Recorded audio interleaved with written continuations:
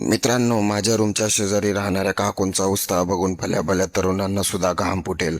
त्यांना स्वतःला फिट ठेवण्यासाठी किंवा एन्जॉय करण्यासाठी कधीच घराबाहेर जाण्याची गरज भासली नाही. घरातल्या घरातच त्यांचं सगळं जग होतं आणि त्यासाठी काकू कमालीच्या जिद्दी होत्या. काकूंच्या तुलनेत काकांचं वय मात्र बरंच जास्त वाटायचं. खरं तर हे वय काकांसाठी निवांत आराम करण्याचं आणि पेपर वाचत बसण्याचं होतं. पण काकूंच्या रोजच्या नवीन अट्टामुळे बिचाऱ्या काकांना या वयातही एखाद्या तरुणासारखी त्यांची प्रत्येक इच्छा पूर्ण करावी लागायची. अनेकदा काका वैतागून काकूंना म्हणायचे, "अगं सुमेधा, काय लावलंय तू? आता आपलं वय झालंय, थोडा आराम करू दे. या वयात तू मला एखाद्या नव्या नवरदेवासारखं कामाला लावतीयस."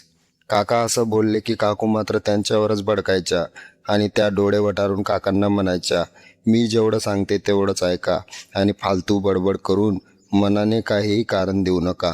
तुम्हाला आराम करायला मी कुठे नाही म्हणते, पण जीवन हे एकदाच मिळतं, त्यामुळे या वयात सुद्धा आपण पुरेपूर मजा करून घेतली पाहिजे."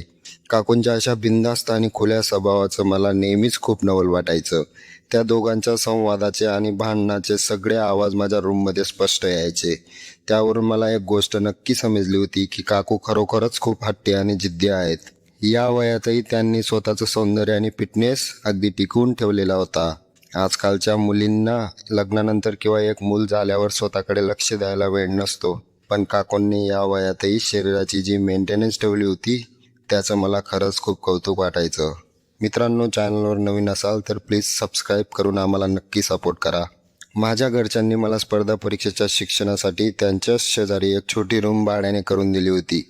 पण रात्री मी अभ्यासाला बसलो की शेजारून त्या रिटायर झालेल्या काका काकूंचे एकमेकांसोबतचे वाद आणि संवाद सुरू व्हायचे आणि त्याचं कारणही तेच असायचं जे काकूंना रोज हवं होतं. संध्याकाळ झाली की काकू बरोबर वेळेवर दरवाजा बंद करून घ्यायच्या आणि त्या बंद दाराआड रोज वेगळ्याच गोष्टींची आणि कुजबुजीला सुरुवात व्हायची. मला अनेकदा वाटायचं की काकांनी आता तरी थोडी विश्रांती घ्यावी, पण आरामाचा विषय काढला की काकू खूपच चिडायच्या. यामुळे आराम नावाचा शब्द काकांच्या डिक्शनरीमधून कायमचाच गायब झाला होता. संध्याकाळचं ठीक होतं, पण उन्हाळ्याच्या दिवसात भर दुपारी सुद्धा घरामध्ये कूलर लावून काकू काही शांत बसत नव्हत्या. दुपार सुरू झाली की बिचाऱ्या काकांची तर बोलतीच बंद व्हायची. काकांची ही केविलवाणी अवस्था पाहून एक दिवस संधी साधून संध्याकाळी मी त्यांना आडूच म्हणालो, "काका, तुमचं आता देवध्यान करायचं वय झालं आहे. तुम्ही कुठेतरी एखाद्या तीर्थक्षेत्री किंवा आश्रमात जाऊन या, म्हणजे तुमच्या जीवाला थोडी शांती मिळेल."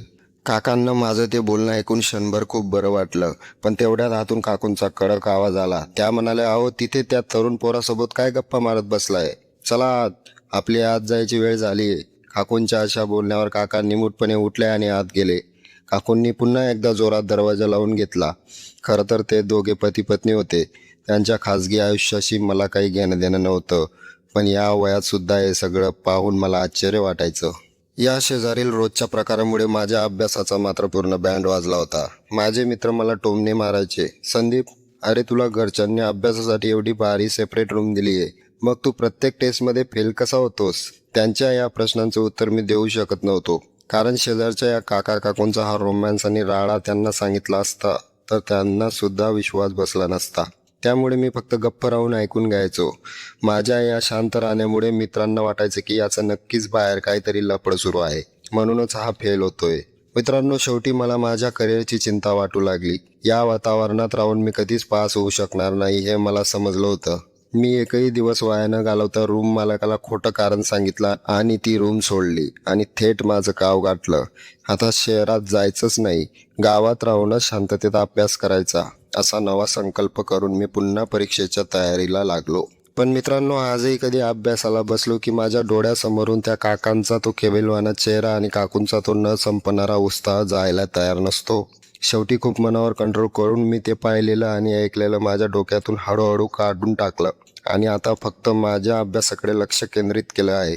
मी त्या वातावरणातून पूर्ण बाहेर निघालो आणि माझ्या ध्येयाकडे फोकस करू लागलो. मित्रांनो, ध्येय गाठायचं असेल तर आजूबाजूच्या विचलित करणाऱ्या गोष्टींकडे दुर्लक्ष करून फक्त आपल्या लक्ष्यावर लक्ष केंद्रित करणं खूप गरजेचं आहे. योग्य वातावरण आणि एकाग्रता या गोष्टी तुम्हाला यशाच्या शिखरावर पोहोचू शकतात. परिस्थिती कशी असली तरी आपला मार्ग न भरकटू देणे. तुम्हालाही माझी कथा कशी वाटली हे खाली कमेंट करून नक्की सांगा. जर तुम्हाला हा व्हिडिओ आवडला असेल तर नक्कीच एक लाईक मनापासून करा आणि तुमच्या मित्रांसोबत व्हिडिओ शेअर करा. अशाच नवनवीन आणि मनोरंजक मराठी कथा ऐकण्यासाठी आपल्या चॅनलला आत्ता सबस्क्राईब करा. काळजी घ्या. धन्यवाद.